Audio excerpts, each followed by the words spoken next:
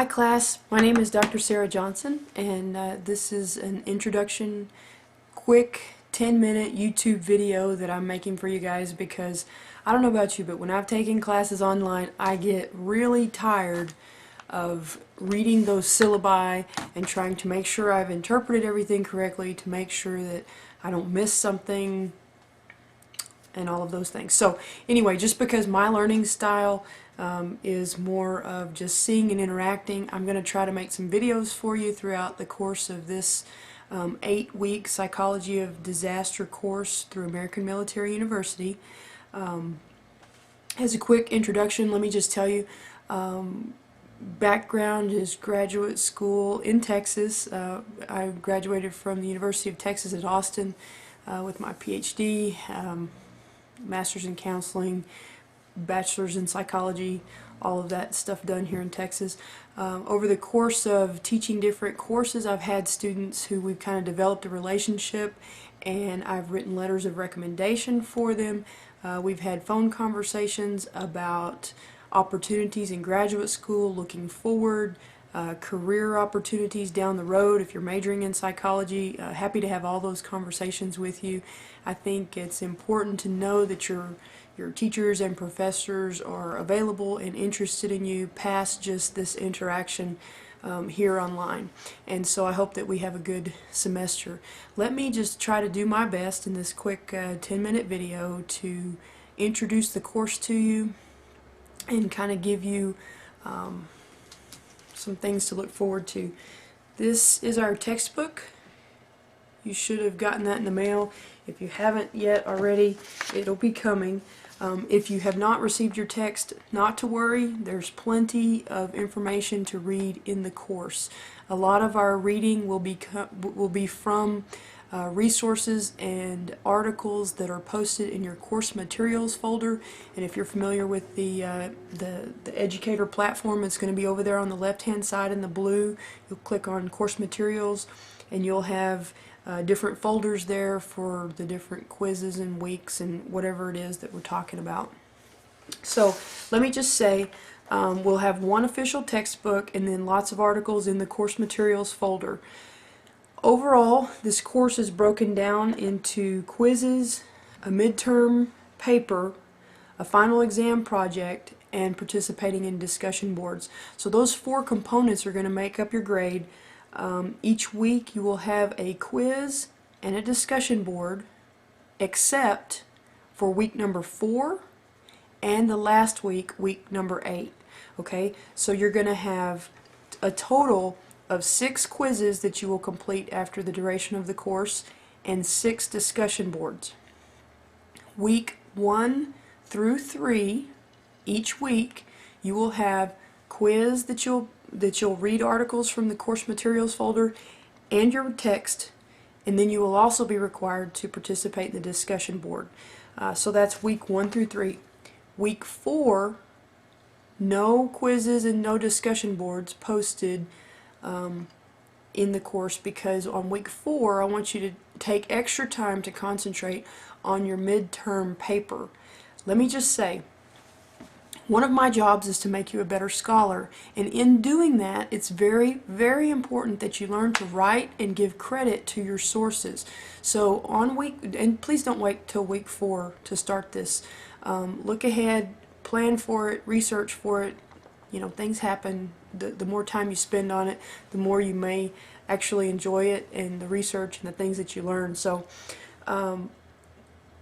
I want you to write in APA style. I may have to make a video on APA style because over time, as I've had students turn papers in, I've had to give a lot of feedback to them about how you write a paper and you give credit to your sources.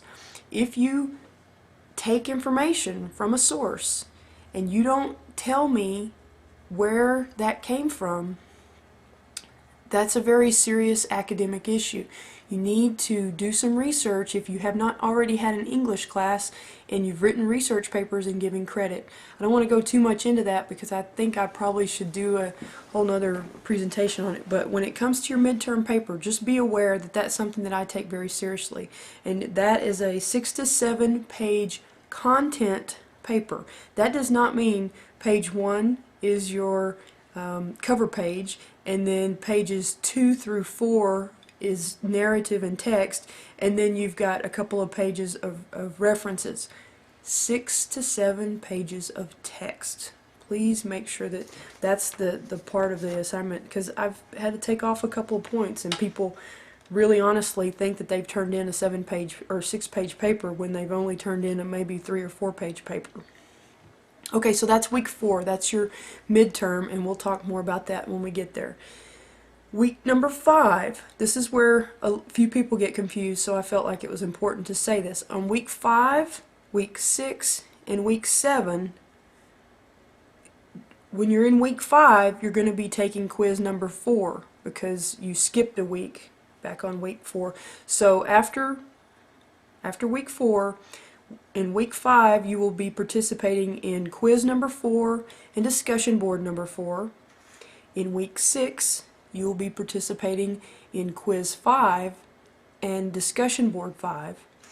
In week 7, you will be participating in quiz 6 and discussion board 6. Okay, and then for week 8, you will have your final project. I'm not going to say final paper because I'm going to give you a poetic license. I'm going to ask you to accomplish a goal or a task, and then I'm going to let you choose what's the best way to go about that. Whether that's a PowerPoint presentation, whether that's a video to me, or whether that's a paper. Or there may be some other avenues that I haven't mentioned, so that's up to you. Your overall grade will be determined, 20% of it will come from your quiz scores, 30% will come from the midterm paper, 30% will come from the final exam. I say final exam, final project, and then the last 20% will be from the discussion boards. So all of those things are going to be pretty important, and you'll see through the course how they're weighted. Each discussion board will be worth 33 points. You will, to receive full credit on a discussion board, you will have one posting, and you'll see there's instructions in the first one about what kind of length and content I want. I like it when you quote sources and you give that information in your discussion board posting, because you have then moved from just saying what you think to giving an informed opinion if you've done some research and you've posted that with it. So that's very good in your initial posting, and then you have to also do 2 replies to your classmates. So you do your initial post, and then you reply to 2 of your other classmates. There's also some time frames. Your initial post needs to be done by Wednesday of that week, and then your 2 follow-up replies to your classmates need to be done on Saturday of that week, and so that'll give you some time. Now we're running out of time here, but let me just briefly kind of let you know what you're going to be looking at as far as discussion board topics. The first week is pretty standard. That's going to be introductions. The second week we're going to look at 2 disasters, and let me just say, in this course of the psychology of disaster, we're looking at the psychological process that people go through after it's either a natural or man-made disaster. Just because the course text says the psychology of terror, and it is focusing on 9/11, it doesn't always mean that it's a terrorist attack or a terrorist related disaster that we're talking about. We're talking about hurricanes, we're talking about tornadoes, any of those things. So first one is introductions. I'm running out of time, so I'm speeding up. In London, July 7th of 2005, they had a bombing of the subway system, and we compare that to 9/11, and I ask you for some feedback there. The week number 3, we talk about Hurricane Katrina. Lots of lessons learned from Hurricane Katrina. In the 4th discussion board, it's post-traumatic stress disorder, and we talk about how traumatic events can change a person's outlook. A lot of people change after dealing with disaster, and there's some research that talks about that. The 5th discussion board is the firefighters of 9/11, and then number 6 is possibilities of forgetting, the ethics of that, and then 3 takeaway topics. I'm so sorry, but we're out of time. Catch you in a little while.